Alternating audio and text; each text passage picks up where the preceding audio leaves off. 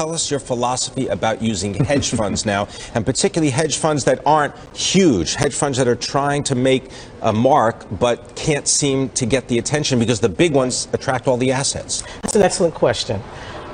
Hedge funds have a target allocation in our portfolio of about 3%. And philosophically, the way we have thought about hedge funds is not to beat equities. It was to provide a diversification against equities.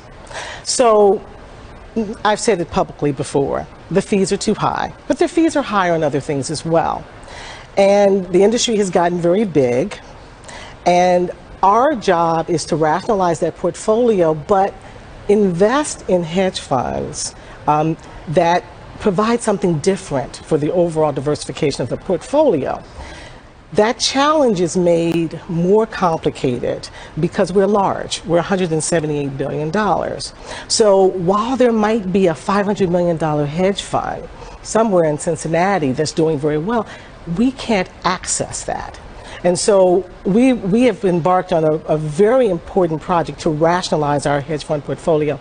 We're not going to divest from them. We have some hedge funds that do very well for us, but number one, we're going to negotiate fees, and number two, we're going to make sure that we're with hedge funds that can actually help us meet our required return target. We want to come back later and talk to you in more detail about hedge funds, but I want to pick up on something you talked about, which is active versus passive.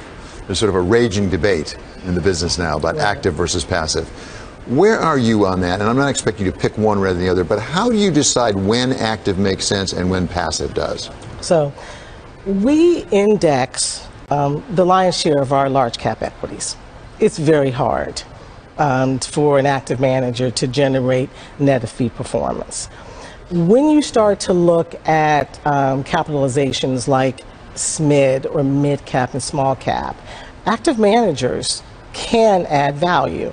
So if you looked at our overall equity portfolio, you might, and don't hold me to the numbers, but you might note that on the equity side, maybe 85% of it is passive and 15% is active.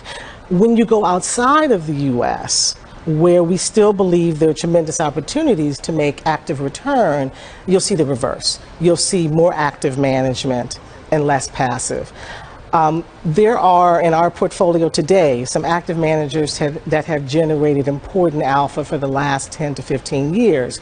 We want to make sure that we hold on to them and also look at others, because there are others that maybe we just haven't been able to find as of yet.